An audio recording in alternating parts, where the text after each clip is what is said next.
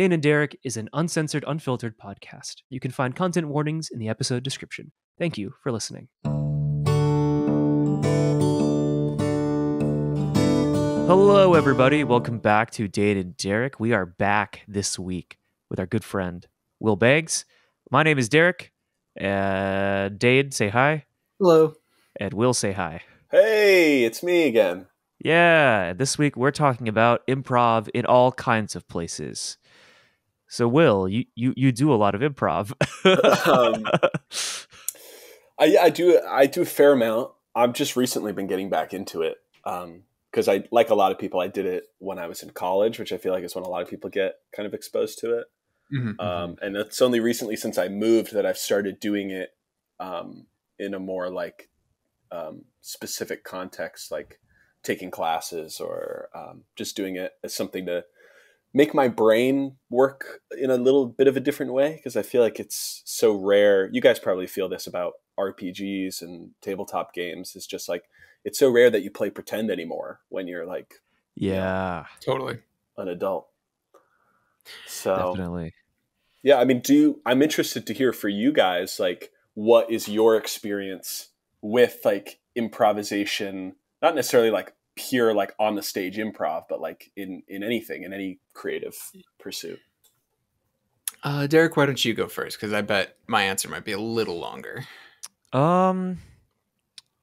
Yeah, so I mean, like, improv, let's see. I mean, I guess it probably started with like movies and not writing screenplays and just kind of making it up. And then kind of doing a lot of theater in high school. Did a little bit of improv in high school. And then, of course, like Dungeons and Dragons. That's a lot of improv. And then in college, not much in college. Well, in college, we started doing the actual play stuff, Dane. We recorded 2 shows that will never see the light of day. Yep. Because they just weren't, they just didn't work, unfortunately.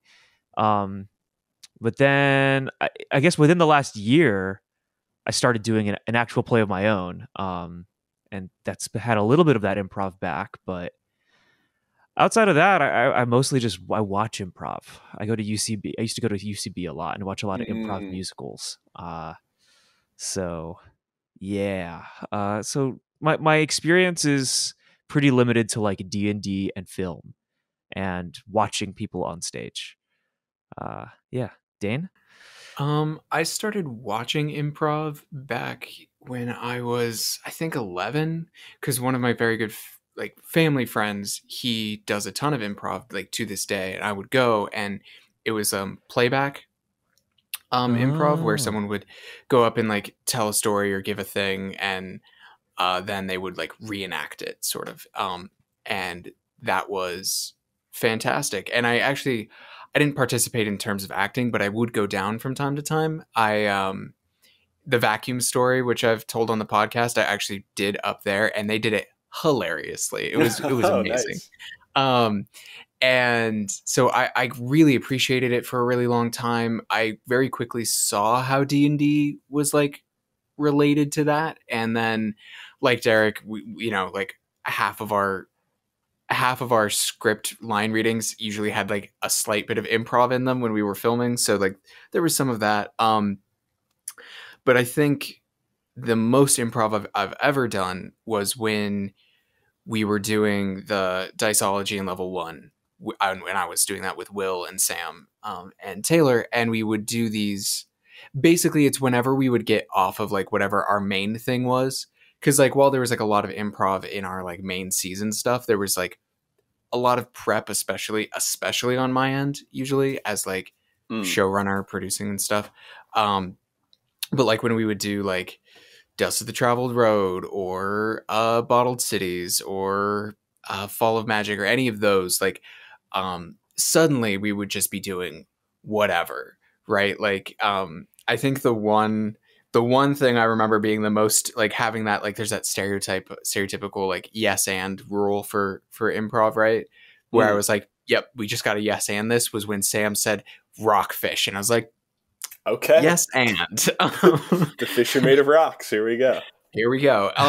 And so like I've really always like really enjoyed and appreciated improv, though it always makes me a little nervous the further and further away. It's why I like tabletop games as a sort of a platform for them, just because the game itself offers me like a spot for where I can like fall back on, where I'm like, yeah, okay, I'm gonna roll dice now, thanks. Yeah, and I mean, in a way, like the dice themselves are like a great improviser's tool because it's completely randomized, and so now you have something like, well, let me just roll this number, and then whatever it is will then inform my reaction, right? Yeah, which is like a great thing to have. Yeah, and I remember going to see Left Right Tim, was it, at CU? Yeah. I remember going to see that a couple times and really enjoying my time both. Oh God, what was it? Was it? There's a bit that sticks in my brain rent free.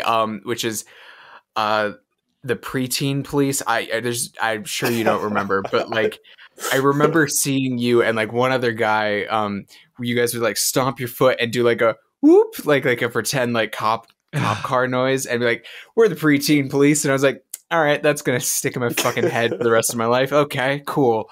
And I think that's what I really love about improv. Personally, is just the fact that it is pure play and it is generative and free, and yet sometimes it will produce a thing that I'm like, you could not have made that really on your own or like consciously, you know? Yes, exactly. Yeah.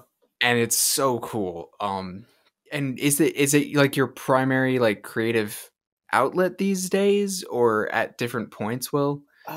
It's at different points I come back to it. And sometimes I crave the structure of being able to like write something down and edit it and have it exist. Yeah. But also I find that that's more work and I'm kind of lazy as well. So it's nice to be like, just show up and do improv and be like, I don't have to prep anything per se. I can just like, we're going to figure it out in the moment. Because then the audience is so thrilled because there's the shared understanding in the room that these people are making it up as they go. Yeah. So like if you were to read back an improv scene to someone as if it had been like written down and like, I wrote this, it might not be as funny, but it's also the understanding that it's being like done on the spot, which adds to the heightened, nature of it all. Yeah. An audience will go with you to some weird places. With improv that they might not ever go with you for like a sketch or a play or like something like that. Totally. But that's also, I feel like, why most of improv theater is comedy related, because there's a lot of humor in watching someone try and make something up, like being forced to invent something. And also like the unexpected nature, so much of comedy is subverting expectation and things not going the way you think they're going to go. Which is why, like, when you watch live improv, it's virtually always comedy, which is what also makes something like RPGs and tabletop games so special and important, is because it's like, at least in my experience, it's one of the only areas where we ever do like serious improv, Yeah. I mean, I'll use Dust of the Traveled Road for reference. If anyone listening wants to know what we're talking about, go to Diceology, and Dust of the Traveled Road is maybe the most serious improv you and I together have ever done. Oh yeah, I would say, because that one we were just like, I don't know if it was just something in the air, but you, me, Natalie, and Olivia were just like, we were all just like dealing with topics. And it's not that it didn't get funny at times, right? I remember there were like the glass priests who were just con men, and that shit was hilarious. But also there was like a point, I think it was Olivia and I who got into like a whole thing where we're just talking about slavery. Like, that's what we're talking about. And you're right. That's super cool. The improv group I saw as a kid with my family friend, they would occasionally get serious because sometimes someone would get up and tell a story that was not funny, that was very serious. And I remember feeling at the time when I would watch those, feeling a little bit like, even as a little kid, like not a little kid, but like even as like a 13-year-old, I was like, I think you should be going to therapy. I don't think this is the place. Yeah, this isn't the forum for that sort of thing. And I think it's really hard. What do you think, as someone who does way more improv, like to do serious improv versus? Because I remember when I was like, Olivia and I were making it up as we go along, talking about this like very difficult topic. Like we were nervous, you know, like there was a lot of tension. Absolutely. And it only worked because we'd all been working together for a year and a half and had a lot of trust there, you know. Well, and that's the biggest thing is, you need like trust, you need support. And even with, even if the nature of what you're talking about is comedic, like even if so many sensitive issues are handled in comedy. So I feel like, and a lot of people don't realize that in order to do improv well, funny comedic improv, you need to have the exact same like level of trust and support and understanding as you would if you were going to do a serious improv scene with someone. Totally. And I think like, to your point of like, people divulging, sensitive stories, it's funny because, it's like that in a way, like comedy and theater is a form of, it's very therapeutic for some people to work out these issues. And see them made fun of and see them mocked, and then it makes the thing less hurtful or less heavy. That's not how everyone wants to deal with stuff, but I find sometimes if things are bugging me, like joking about it in that space can help. That being said, I encourage everyone to supplement, like go to therapy and talk about your issues. But and that's also, that's like so much media, right? That's fantasy, that's sci-fi. They're all just like ways that you can be somewhat separated from what is actually like a real issue and like a really intense topic.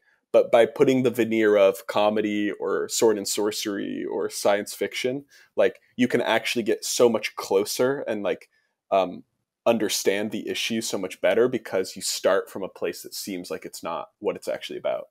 Yeah, totally. Definitely. So Derek, you've done theater. I'm the person here who hasn't done theater personally, though. And Will, you've done scripted theater as well, right? I have, a little bit. Yeah. How do you guys feel about the way those two interact? Because oddly, when I, as just an audience member, the two feel wildly, wildly different. And I actually personally prefer improv, because on the whole, weirdly to me, it feels more genuine, than a staged, and scripted theatrical production. And that's certainly personal preferences and whatnot, but like there is a serious difference, even though they're they literally take place on the same physical space. Yeah, that's a great question.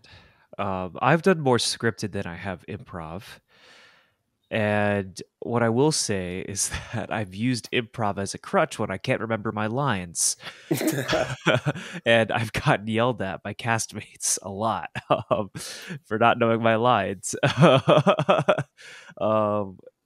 Which I think they each have their place, right? I think it's easy to say, right? Like scripted is always serious and non-scripted is always funny. But I think there's a lot of space for that not to be true, like what we've been talking about this whole episode. Personally, I think there's an adrenaline rush to doing things with improv that I think is like so more so than the rush of being on stage.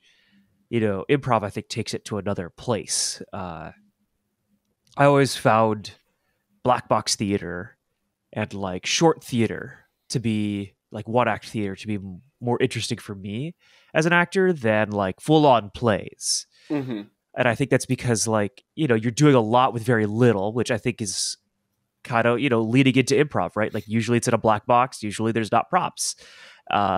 Usually there's just boxes that people jump up and down on sometimes, if even, right? Especially like, well, you were talking about, Will, like how there's that accepted like thrill of it's all being made up on the spot. Like there's no way people could do that. especially like, like I go watch these improvised musicals where people are singing, they're Yeah, making up lyrics. yeah, it's even more like, whoa, Yeah. really, it's hard to make that up on the spot. Mhm. Yeah. I watched an improv musical called Subpar Superheroes. Like, it was great. There was flying, there was saving the president, there was strange superpowers. You wouldn't see that in a play written, performed. Like in a lot of ways, written plays feel like tentpole movies to me. Mhm. They feel like a Marvel movie. They feel like a blockbuster. Like you're gonna see the big names because that's what's gonna draw people in. Whereas like improv and black box theater feels a lot more like indie work, which is personally where I think my tastes align more with. And I think, I don't know, it's been so long since I've acted in something, but I think Yeah. as an actor, I prefer those smaller spaces because you could see everyone watching you. As scary as that is, Uh-huh. you know everybody's watching you, and you know that you're making a connection with a very small group of people versus being blinded by big stage lights and you can't see the huge audience in an auditorium. Yeah, and that's both thrilling and terrifying Yeah. at the same Yeah. time. Uh, But yeah. I also think like the nature of improv when it's done well, if you're really good at improv, it actually ends up then bending more towards like scripted theater and movies in the sense that like it all ends up being interconnected. Yeah. Like like you said with Subpar Superheroes the musical, like part of why that's so funny is by the time it was over you were like, I can't believe they made that all up, because it actually was like a kind of a story with some Yeah. cohesion, with a narrative. They Yeah. saved the president, they did this, they did that. And that is also thrilling because it's funny to watch improv that's just like a bunch of scenes, like one after the other. And that's like, oh, that was funny. That was funny. But like one of the oldest forms of improv, one of the oldest show formats, created by this guy, Del Close, who created the Second City Improv Theater in Chicago, and is like, one of the, founding figures of modern improv, is this format called the Herald, which is, you do 3 different scenes, then you do like a big group scene with everyone involved, and then you do 3 more scenes where you revisit the first 3 improv scenes that you did, and you move forward in time, or you extend things. Then you do another group kind of scene with everyone involved, and then at the very end, all 3 of those scenes, all 3 of those quote unquote, improv worlds that you created, they all coalesce and come together for one final big scene. And that, if it's hard to do, you have to kind of really know the people you're doing it with. But once you do it, it's a very exciting feeling, because it gives what was supposed to be something completely unpredictable and that you made up on the spot, it gives it a cohesion and like the sense that, oh, this all meant something. This was all leading up to something, and it resolved itself. It's like when you, Dane, I don't know, you could probably relate. Like when you write music, it's like, you see that meme where like people will play a song and they'll leave out the chord that's supposed to resolve the song, and it like irritates people. And they're like, something feels off. People like that in their theater as well. They like that in their what they watch. Which is like why when we did Bottled Cities, that was really great, because you, me, and Sam, we kind of like, it all came together at the end in a very satisfying way. Yeah, we accidentally basically did a 3-act story. Yeah. With I believe it was 3 interlocking plot lines, which was the nobility brother plot line, right?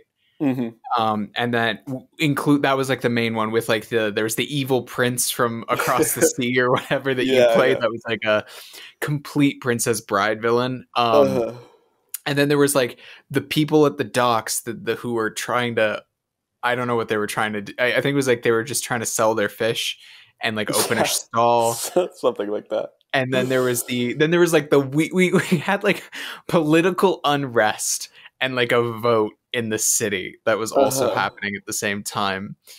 And we made it all come together. I remember after that recording, you, me, and Sam like hung out for like another like hour and a half because we were like fucking wired.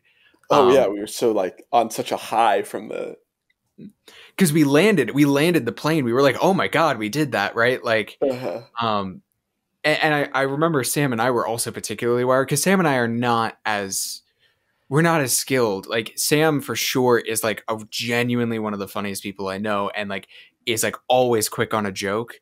And I will lend myself the idea that like as far as like story structure and like plotting and things go, I have like a pretty good sense for that over having developed that over time.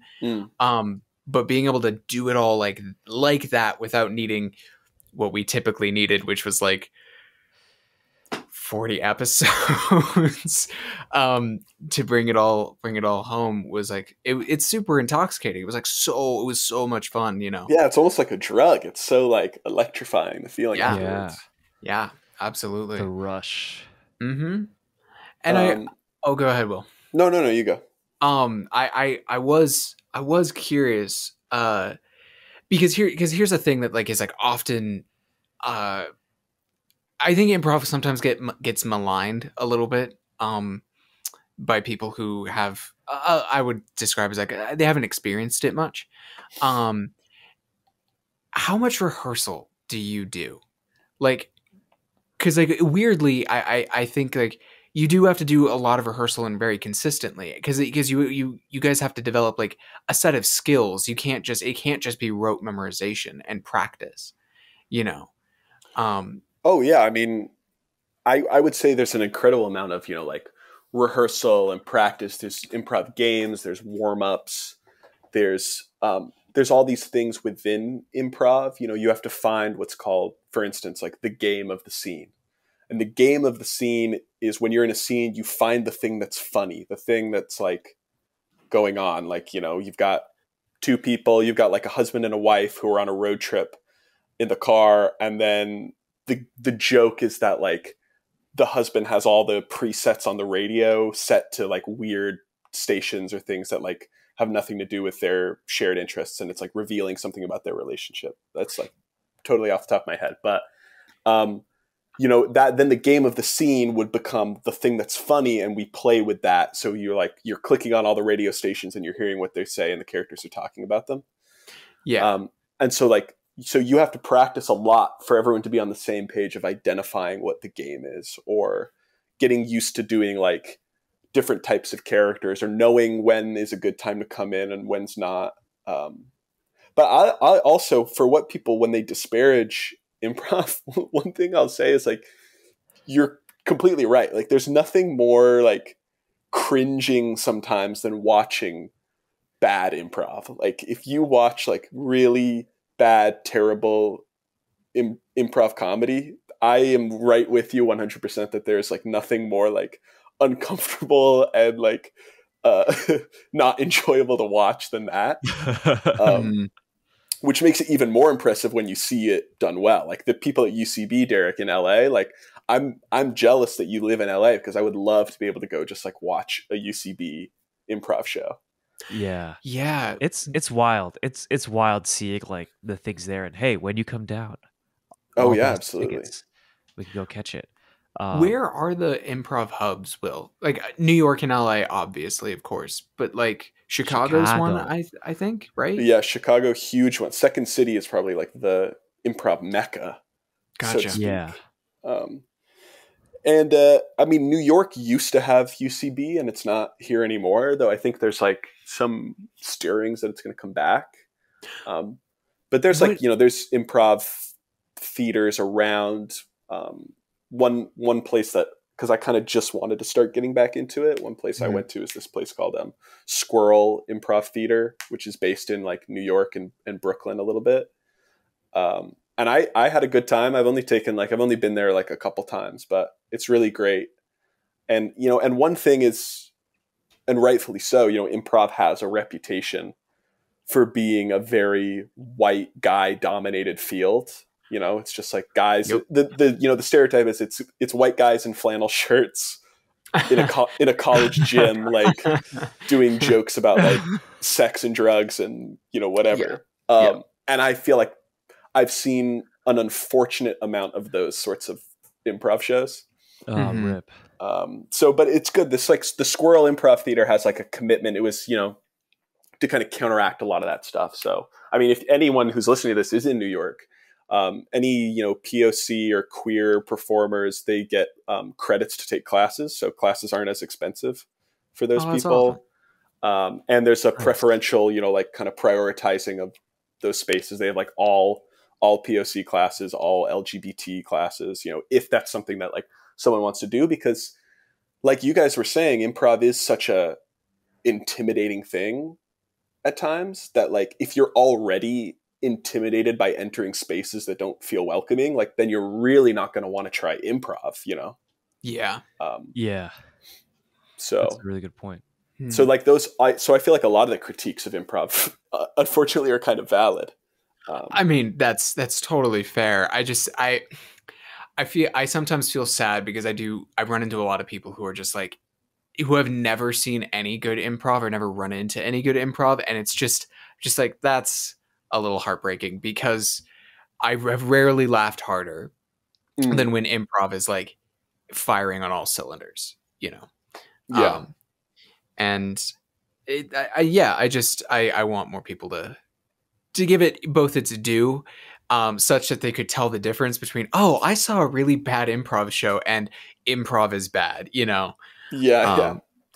Well, so let me ask you guys, do you think that you would ever, I mean, you guys play D&D all the time, you're, all that sort of stuff, but would you ever give like a full on improv class a try? Would you like go like in The Office when he goes to his improv class? Would you ever do anything like that? Yeah. Oh yeah. Yes. And I actually know the circumstances under which I would go, which is I would have to go with Derek or you, Will, or Sam. I'd have to go with somebody. But yeah, I know for sure I would at least be like, yeah, okay, let's do it. Like, yeah, no, yeah, I would love to go. I'd actually saved money to go right before March 2020, and then that didn't happen. Yeah, I needed the money for other things. But yeah, one day I would love to do some improv classes. Yeah, I mean, I recommend it. I mean, Dane, I don't know. I mean, your new school that you'll be attending, I'm sure there's an opportunity. Oh yeah. Why you could join clubs. Join the improv team. Yeah, things might be a little busy. Yeah, I'm a little worried about. I will approach all of those things when I know exactly how fucked I am. But yeah, one question as we sort of wrap things up, though, Will, is for anyone thinking about it or wanting to give it a try, what would you suggest for people? I would suggest, like, I think the biggest thing is now, with the internet, you can find so many things that like cater to your what your perceived skill level or comfort level is with a thing like that. Mm-hmm. So I think, go take a class, go look up, if they're teaching a class nearby, and there's beginner, intermediate, advanced. And then even if you feel like that is something that doesn't totally like, appeal, I feel like Dungeons and Dragons, like tabletop RPGs, these are great, like introductory ways into like getting into something like that. Yeah. Because you have the comfort of the game and the rules. But you have the improvised element of like shared fiction and collective storytelling that like everyone is kind of like a part of. Yeah. Absolutely. And, okay, last thing, I swear. Do you, does everybody have maybe like an improv thing that they could suggest for people to like go experience or like go listen to or whatnot, as like so people can listen or watch good improv, Interesting. Yeah. I mean, I would say the best is to just go watch a live performance. Yeah. And then see if you thought it was good. Like, it doesn't have to necessarily be go watch great improv. You could sometimes it's also really funny to go watch bad improv. And to be like, can you believe that, like, how uncomfortable that was? Like, if you're comfortable with like cringe comedy, sometimes it's nice to just go like find the improv team in your neighborhood and go watch them. Yep.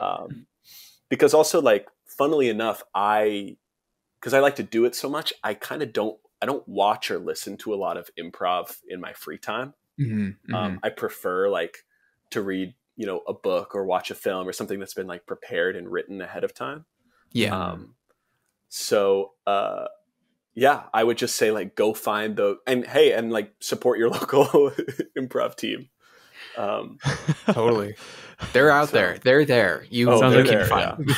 They're there. They got a jar and they're not selling lemonade. Exactly. Yeah, I feel like that's a good one. Yeah, like just go watch improv. Doesn't have to be great improv, just can be any improv. Also, like, I don't know, like sometimes podcasts will like do a live show. And if they're like Good kind point, of yeah. improv-y, that's like a great way to experience like them live versus like just listening to like improv. Yeah, because I mean, like, I also feel like there's a lot of, I mean, like, listening to any D&D podcast at this point, or like Hello from the Magic Tavern. Actually, Hello from the Magic Tavern would be a great starting point because that's some pretty digestible half-hour improv. That was going to be one of my suggestions for sure. Yeah, like that's, I think. Oh, actually, yeah. Now that I've said it, I do have a good suggestion. Oh, yeah. Which is that I am a huge fan. Some of my favorite movies ever are the Christopher Guest mockumentaries. If you've ever seen Waiting for Guffman or Best in Show. I've heard of Best in Show. Incredibly funny, like very funny comedies. And virtually all of them are improvised. Oh, wow. So they don't have a script. They have like a general idea and some character bios. But both of those movies feature the same kind of cast in both of them.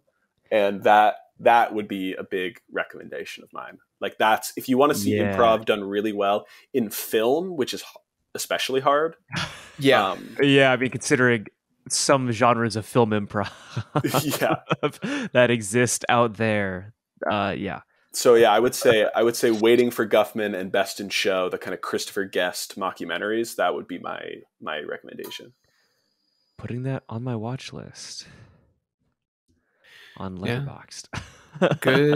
Good choices for sure. Okay, I have no more. I have no more. We can leave. We can go. We can be free. You're done. We can be free. But Dane, we can never be free. We're forever just voices in a waveform audio medium distributed via some digital corporation for free because we don't pay for that because we made an agreement to keep it fun and not tied to any sort of capitalism. I don't know where this is going. Okay. Oh, wait, before we lose Will, I'm sorry. Yes. I do have one more thing.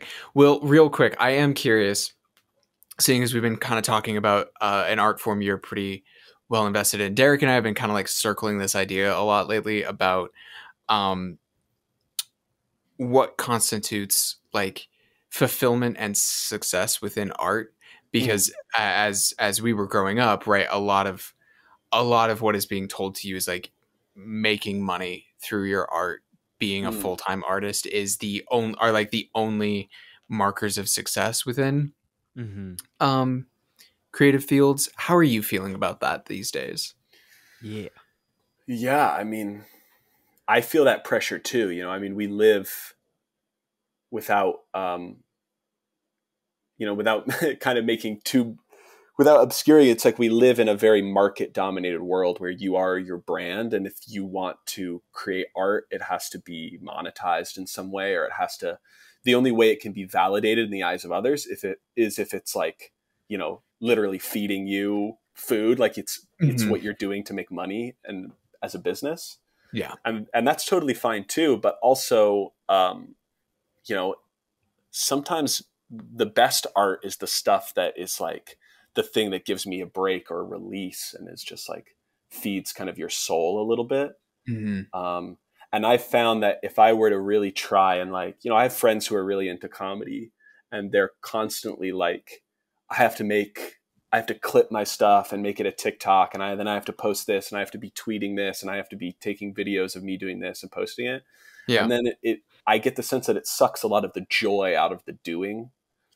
And that's not something that comes naturally to me as, I don't think I could make a lot of online content.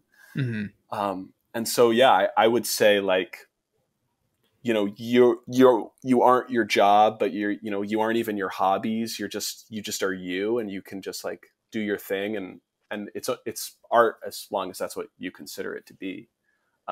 That's not as succinct of an answer as I wish I could give, but that's kind of just like where I'm at, because my perception of what I do is always changing. Fair. Yeah. Fair enough. Fair enough. Okay, Derek, end the episode before I ask something else. Okay, say goodbye, Will.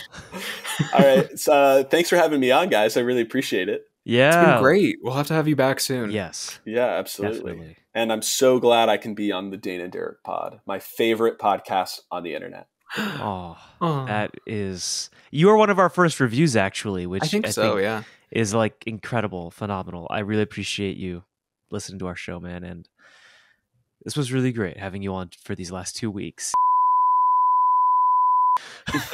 The magic has been pulled behind the curtain. No, pay no Inside attention. baseball. It's I'm inside gonna bleep baseball. that part out of the episode. Except I'll leave in the part where I tell everyone I've bleeped it out, and it'll just mess with everyone, so they'll forever wonder what we discuss. Whoa. Not Rude. so you're not pulling the curtain back. You're adding a second curtain. I'm adding a second curtain. Actively Actively. obfuscating things, just Yeah. making it hard on people. All right. Okay.